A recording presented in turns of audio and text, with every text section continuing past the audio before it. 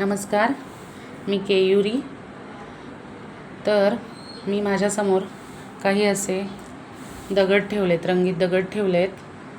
तर लहान मुलांना आपण मोठ्या संख्येची बेरीज देऊ शकत नाही एकदम. तर आपण या छोट्या छोट्या माध्यमातून बेरीज कशी करायची, त्याच्यामध्ये कसे मिळवायचे ते बघूया.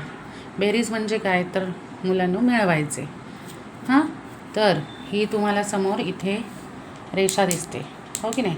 मग त्या रेषेच्या पलीकडे मी इकडचे हे जे मी काही दगड ठेवलेत त्यातले मी दगड काढते आणि ते तुम्हाला मोजायचे.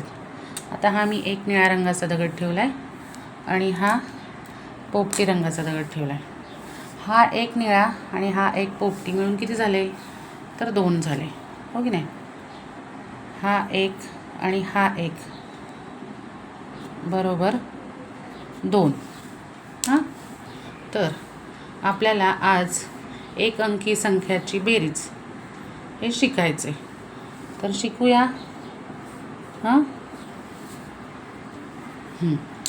तर मी आता इकडे एक चार्ट आखून घेतला आहे आणि तिथे इयत्ता पहिलीसाठी एक अंकी संख्याची बेरीज कशी करायची ते आपण या दगडाच्या माध्यमातून शिकणार आहोत. तर पहिलं गणित देते मी 2 + 1. 2 + 1. तर आता कोणीतरी म्हणेल 2 + 1 मॅडम 3. तर आपण दगडाच्या सहाय्याने कसं मोजायचे 2 + 1. 1 आणि 2 अधिक हा मी पोपटी एक दगड ठेवला आहे. तर किती झाले मिळून, हा 1, हा 2 आणि हा एक 3. मग मिळून झाले 3 दगड. किती झाले, 3. मग त्यांचं उत्तर किती येईल, उत्तर किती मिळालं, 3 मिळालं. किती मिळालं, 3 मिळालं. त्याप्रमाणेच दुसरं गणित आपण घेऊया. मी संख्या लिहिते 2 + 2 किती. मग हा सारखंच करून मी 1 2 + 2 किती झाले मोजा बरं.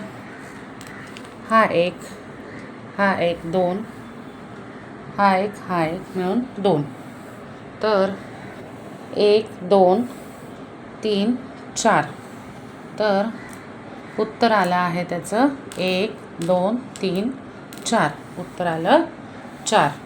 म्हणून आपल्याला उत्तर लिहायचं आहे 4. किती झाले, 4.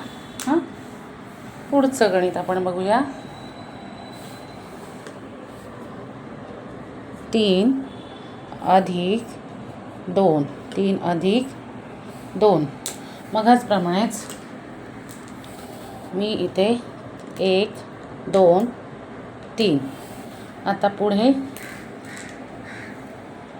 1 2 आणि 2 आहेत, बरोबर. तर आता मोजूया 1 2 3 4 5. उत्तर आलं 5. मग आपण इथे 5 दगड ठेवायचे. 1 2 3 4 5. किती आलं उत्तर, 5. कसे लिहिलेत 5 मी, बघा बरं, मधोमध लिहिलेत की नाही, 5. आता एक छोटंसं शेवटचं उदाहरण बघूया. किती आहेत हे, 4 अधिक 4. मगच सारख्याच मी इकडून 4 दगड घेते. 1 2 3 4. पुन्हा 4.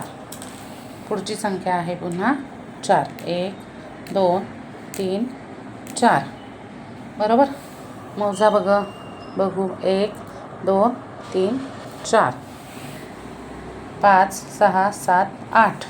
उत्तर किती आलं, कसे लिहायचे, 8 असे लिहायचे, बरोबर चौकटीच्या मध्ये लिहायचे.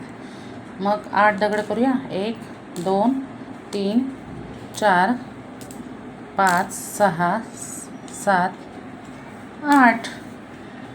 परत मोजा 1 2 3 4 5 6 7 8. उत्तर आलं आपलं 8.